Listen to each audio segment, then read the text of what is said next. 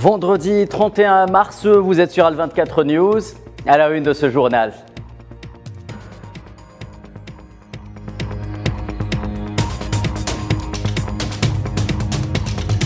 La Finlande en passe de devenir le 31e pays du traité Atlantique Nord. Le secrétaire général de l'OTAN officialise l'adhésion d'Helsinki à l'organisation.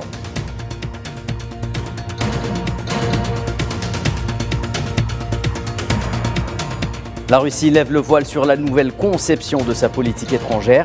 Le chef de la diplomatie russe, Sergueï Lavrov, dévoile son contenu devant le Conseil de sécurité russe.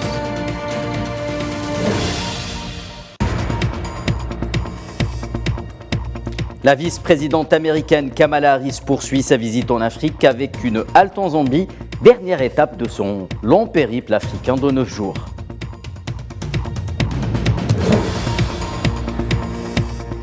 Enfin, l'hégémonie du dollar sur les échanges commerciaux internationaux de plus en plus menacée par la volonté qu'ont plusieurs pays de voir naître un nouvel ordre économique mondial plus juste.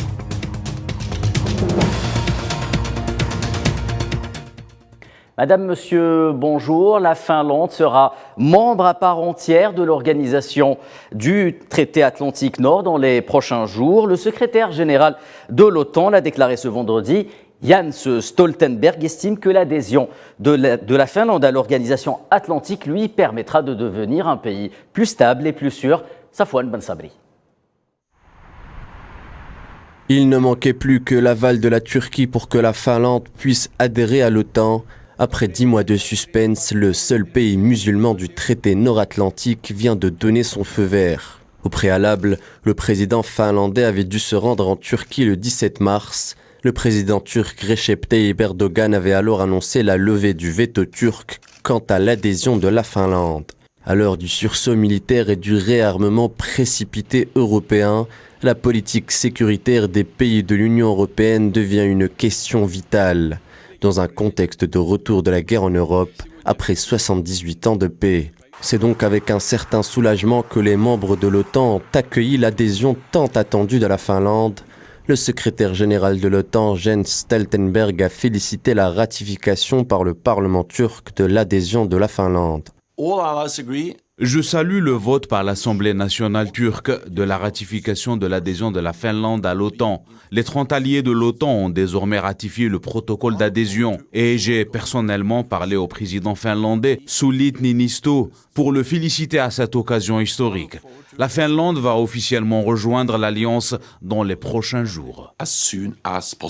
Le regard est désormais porté vers la Suède, dont la demande d'adhésion reste bloquée par la Turquie et la Hongrie.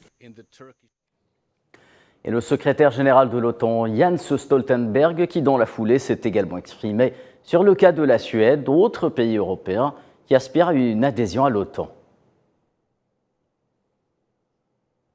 Et en Russie, le chef de la diplomatie Sergueï Lavrov a présenté ce vendredi au président Vladimir Poutine ainsi qu'aux membres du Conseil de sécurité russe les nouvelles bases de la politique étrangère de Moscou. Le nouveau concept de cette politique traduit, selon Lavrov, la nouvelle approche politique dans le monde et des bouleversements géostratégiques. Elle qualifie aussi les États-Unis d'instigateur principal de ce qu'il a appelé l'alignement anti-russe.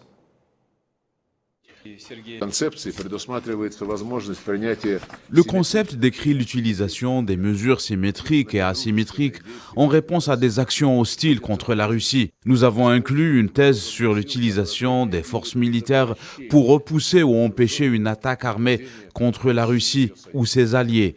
De cette façon, nous déclarons clairement que nous défendrons le droit du peuple russe d'exister et de se développer librement.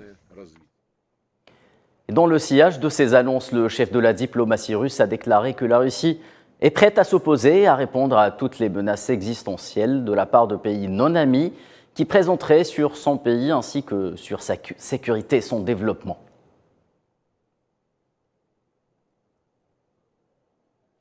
Aussi toujours, retour sur un autre événement qui a marqué la journée d'hier. Il s'agit de l'arrestation d'un journaliste américain affilié au prestigieux Wall Street Journal. Lors d'une conférence de presse tenue hier, la porte-parole du ministère des Affaires étrangères russe, Maria Zakharova, a déclaré que les activités du reporter arrêté par les services du FSB n'avaient aucun lien avec le journalisme.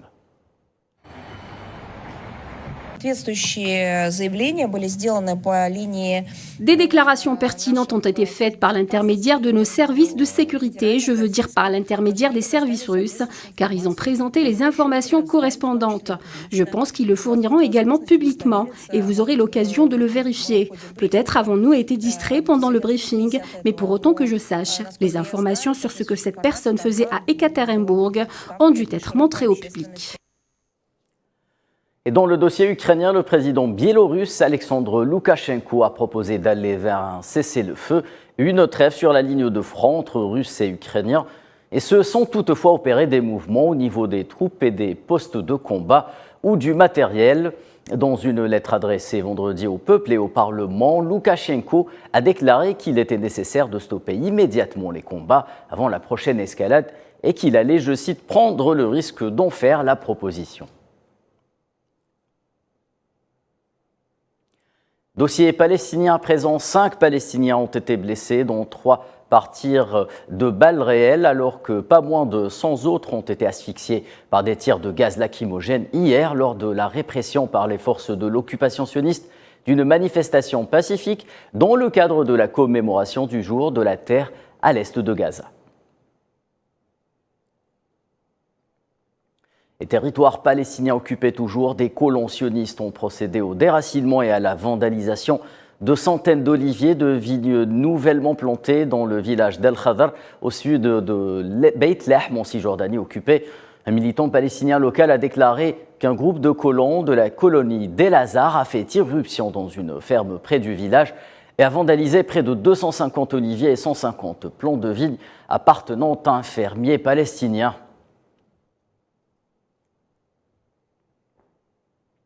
En Syrie et dans la nuit d'hier, des missiles tirés par les forces sionistes ont touché des cibles au sud-ouest de la capitale Damas, faisant des dégâts matériels.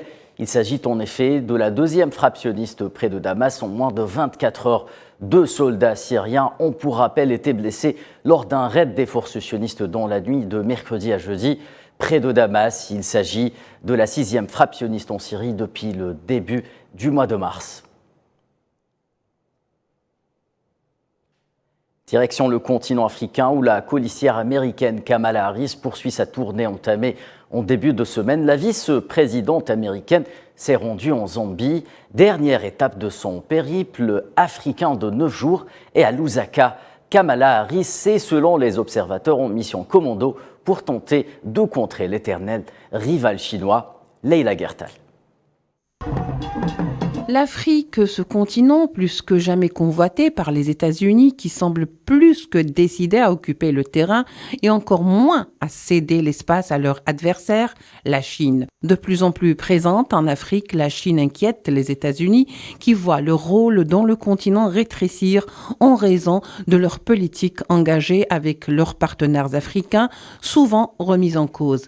Kamala Harris, la vice-présidente américaine qui arrive en Zambie ce vendredi 31 mars, la dernière étape de sa visite dans la région, compte bien déployer tous ses atouts pour charmer l'Afrique. Après le déplacement du président américain Joe Biden en décembre, qui s'est engagé avec 55 milliards de dollars sur 3 ans pour l'Afrique, Blinken lui emboîte le pas lors du sommet les États-Unis-Afrique pour confirmer la présence de son pays en Afrique. Vous n'avez pas fini de nous voir en Afrique, dira-t-il.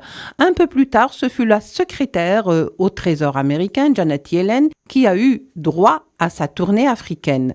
Bref, l'Afrique a le vent en poupe et ce regain d'intérêt manifesté par les États-Unis à ce continent y atteste. Cette fois-ci, c'est la vice-présidente américaine Kamala Harris en personne qui s'est déplacée en Afrique. On comprend mieux cet engouement dicté par la réalité sur le terrain, celle qui consiste à contrecarrer la Chine à tout prix.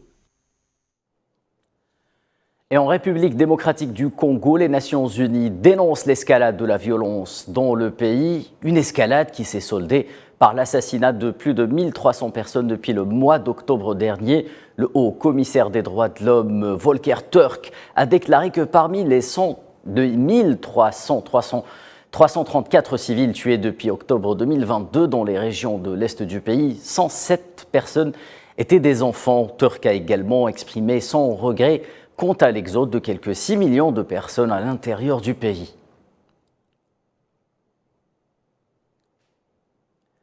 Et en déplacement à la capitale soudanaise Khartoum, l'émissaire des Nations Unies pour la Libye, Abdoulaye Bathily, s'est entretenu avec le chef du Conseil de souveraineté soudanaise, Abdel Fattah al-Burhan.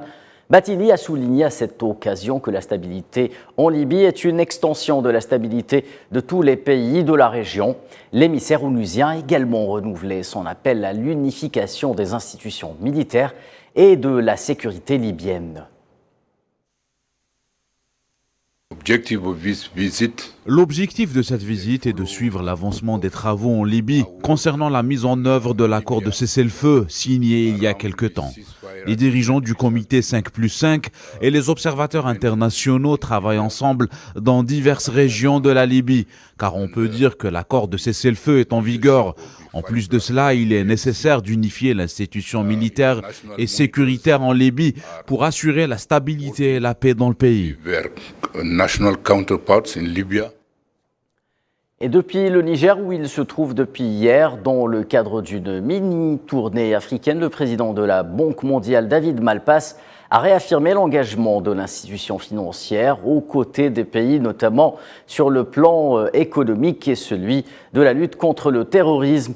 Le vice-président pour l'Afrique de l'Ouest et centrale de l'institution de Bretton Woods, Ousmane Diagana, a précisé quant à lui que la Banque mondiale reconnaît les progrès du Niger dans un contexte difficile. Et au Burkina Faso, plusieurs dizaines de terroristes ont été neutralisés entre mercredi et jeudi dans le cadre d'offensives lancées par l'armée burkinabé dans plusieurs régions du pays, et ce à la suite d'une attaque menée par un groupe terroriste armé. L'attaque en question a causé la mort de 6 personnes, dont 4 membres des volontaires pour la défense de la patrie, dans la localité de Koussouka, dans le nord du pays. L'armée burkinabé a lancé également une offensive qui a permis de neutraliser plusieurs dizaines de terroristes. Zoom à présent sur le secteur économique avec cette annonce faite dernièrement par la Chine et le Brésil de ne plus vouloir libeller leurs échanges commerciaux en dollars, mais en monnaie locale. Plusieurs pays tournent en effet ou tentent de tourner le dos au billet vert, symbole d'un système économique dont les profits sont à sens unique. L'hégémonie du dollar, l'hégémonie mondiale du dollar, court-elle un danger? Élément de réponse dans ce sujet signé Imen Merad. L'hégémonie du dollar sur l'économie mondiale serait-elle une nouvelle fois en danger? Le moins que l'on puisse affirmer, c'est que le billet vert a moins la cote dans les échanges commerciaux internationaux. Il vacille depuis le déclenchement du conflit en Ukraine. Indonésie, Chine ou encore Russie, la liste des pays voulant s'émanciper du dollar dans leurs échanges commerciaux s'allonge. Le mouvement de la dédollarisation est engagé. Et pour cause, selon le chiffre du Fonds monétaire international, le dollar représentait à la fin de 2021 près de 59% des réserves mondiales de change. Si elle reste majoritaire, la part de la monnaie américaine se réduit tendanciellement depuis 1999. Elle représentait alors 71% des réserves de change mondiales. Mais d'où est-ce que le dollar détient-il cette légitimité? Celle d'être la monnaie mondiale par excellence. Le dollar puise sa puissance de la puissance de l'économie américaine tout simplement. À compter du 3e trimestre de 2018, il représente près de 62% de toutes les réserves de change connues des banques centrales. En 2019, environ 580 milliards de dollars américains en billets de banque ont été utilisés à l'extérieur du pays. Cela représente 65% de tous les dollars et 35% des billets en dollars sont aux États-Unis. Autre paramètre qui aide le billet vert à asseoir son hégémonie dans le monde, le montant de la dette publique mondiale libellée en dollars. Elle représentait à la même période 40% du total. À ne pas oublier le rôle des banques. Les institutions financières sont connues pour être dollarivores. Les banques non américaines avaient des engagements internationaux de 27 000 milliards libellés en dollars dans diverses devises. Sur cette somme, 18 000 milliards de dollars étaient en dollars américains. En 2017, les banques du Japon, de l'Allemagne, de la France et du Royaume-Uni détenaient davantage d'engagements libellés en dollars que dans leur propre monnaie. Mais tous ces arguments économiques ne plaident plus en la faveur de la monnaie américaine. annihilant toute chance de voir de modèles d'économie alternative autres que le système prôné par Washington voir le jour et offrant à la Réserve fédérale américaine et à sa politique monétaire les pleins pouvoirs sur la gestion des affaires financières de la planète. D'autres désagréments sont également à signaler, dont l'usage opportuniste de l'extraterritorialité du droit américain sur des personnes physiques ou morales de pays tierces. En 2011, les pays des BRICS avaient ouvertement affiché leur volonté de se détourner du dollar dans les transactions économiques quotidiennes. Plus récemment, la Chine et l'Arabie saoudite travaillent sur des contrats pétroliers libellés en devises chinoises. Le yuan substituerait au roi dollar dans les échanges entre Pékin et Riyad. Toujours au sein des BRICS, la Chine et le Brésil ont annoncé mercredi vouloir dire stop au privilège du dollar dans le commerce international. Dorénavant, les échanges commerciaux entre les deux pays seraient effectués dans leur propre monnaie. Et après 21 mois de négociations, Londres a annoncé la conclusion d'un accord pour rejoindre le partenariat de libre-échange transpacifique. Il s'agit de l'accord commercial le plus important depuis le Brexit. Le Royaume-Uni devient le premier pays d'Europe à rejoindre le partenariat qui comptera ainsi 12 pays pour un PIB total de 11 000 milliards de livres sterling.